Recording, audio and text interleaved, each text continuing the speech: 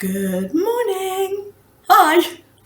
So it's morning, and I normally do my videos in the afternoon, but I thought today, because I'm doing a cooking one, that if I do it in the morning, gives you a bit more opportunity to do it throughout the day if you want to. So, excuse me, did you all have a lovely weekend? Wasn't it beautiful? I hope that you all got to do some fun things. I did some colouring in, and I did it for my postman. So I've put it out on my little post box to say thank you for all that you're doing, and I hope that it makes him smile. So today we're going to do some cooking. It's going to be a very simple recipe and hopefully lots of little bits and pieces that you've got at home. Now I know a lot of you are fans of sweet cooking, so things like cookies and biscuits. So today, thanks to Becky and everybody in the resource base, I have a recipe for some oat cookies, which are absolutely delicious, and all the children in the resource base make them, and they are absolutely amazing. So I thought I would show you the ingredients. I'm going to see if I can get it the right way round today, because last week I did it the wrong way round, didn't I? Who knows? We'll give it a go. So here are the ingredients. And you need 100 grams of porridge oats, 100 grams of flour, 100 grams of sugar, 100 grams of butter, and a tablespoon of honey. Or if you wanted to, you could use golden syrup. I've used honey today because I quite like how that tastes. Now, what you'll also see is that I've found lots and lots of different bits and pieces, and I've just put them all together. So I've done 50 grams of granulated sugar. I haven't got caster sugar, so I can't use that. 50 grams of granulated sugar and 50 grams of demerara sugar, which is like brown sugar. And I've done 50 grams of plain flour and 50 grams of self-raising flour to mix it up a little bit. What I'm going to remember to tell you today, which is what I forgot last time, make sure you've asked a grown-up for permission. And if you have, make sure that when you're doing all the things that include, we're going to use the microwave today and we're going to use the cooker. So when you're using things that are involving heat, make sure you've got your grown-up with you to keep you safe. So what I forgot to tell you last week before I started cooking was that the oven needs to be on at 180 degrees, which I think is gas mark 4. So put the oven on and it'll be heated up by the time your cookies are made. We are going to use a microwave today, but if you haven't got a microwave, it doesn't matter. You can just use a saucepan on the hob. But again, that's something your grown-up will need to help you with to make sure that you can keep yourself safe. So I've cheated a little bit. I've already weighed some of the ingredients out and I've put them in the bowls already to save us a bit of time, because last week I know I didn't show you what my hands were doing. So I've been asked this week by one of the people who's watched the video if I could please show what I'm doing in the bowl and not my face, which makes complete sense. So that's what we're going to do.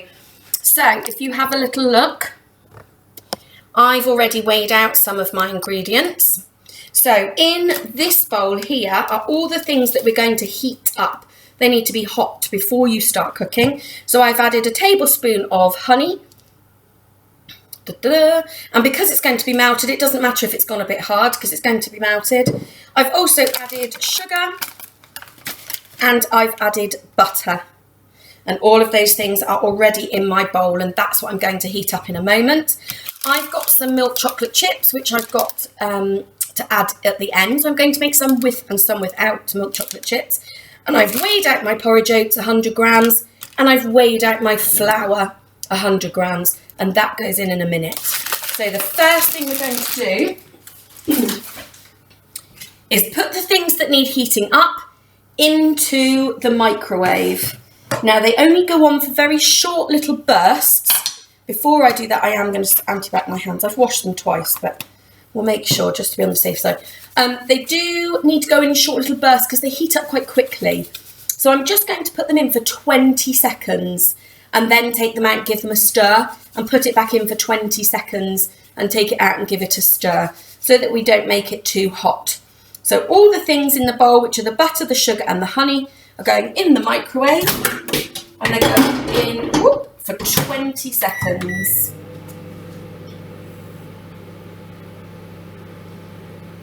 Now, it could be interesting to see what happens with this, because my microwave heats up quite quickly. So we'll see if 20 seconds is enough. We might be lucky that 20 seconds is all that we need. So let's have a look. This is what it looks like after 20 seconds. I'm not going to plate off. Let's put that back on. So this is what it looks like. So we're going to give it a little bit of a mix. Now we can see the honey has melted, but the butter has not. The butter's still a little bit hard. So I'm going to put it back in the microwave for another 20 seconds. Let's see what happens next time. I think this should be more than enough. So I do some little finger dancing while we're waiting.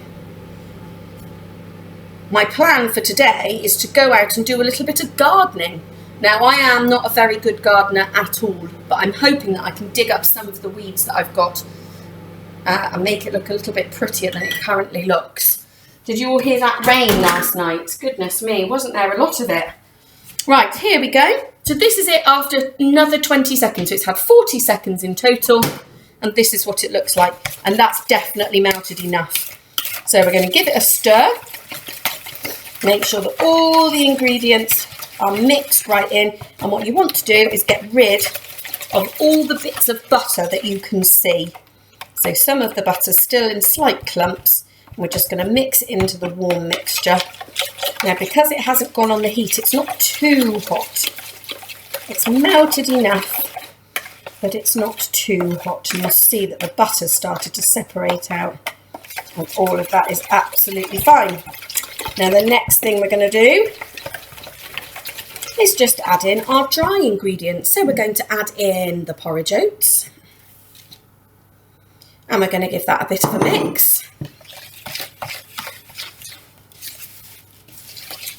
So let's see what that looks like. Ooh, look at that. Delicious.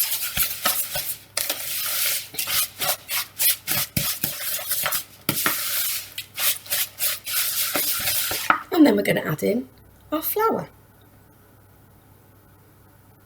Now this will just help it to form into proper cookie mixture. It doesn't look as if it's going to all mix in, but it will. Little bit of patience, little bit of stirring, and you will be amazed at what happens. So we're almost there. My plan is that I'm going to make some without the chocolate chip cookies. So I'm going to do that first. Make the ones without the chocolate chip cookies, because then I can add the chocolate chips into the bowl that's already dirty. Saves on the washing up. I do like a bit of washing up though. Right, there we go. So there's our mixture, all mixed in. You can see it's not made a dough like we did last week, and that's absolutely fine. That's exactly right. So what I'm going to do now is I'm going to get my little baking tray. I've put some tin foil on it already.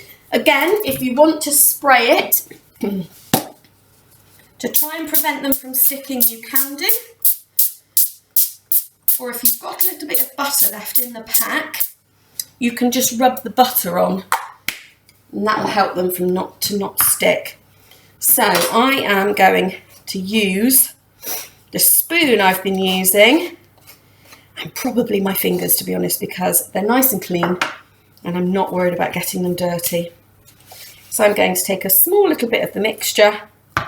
I'm going to make it into a ball, put it on the tray and pop it down.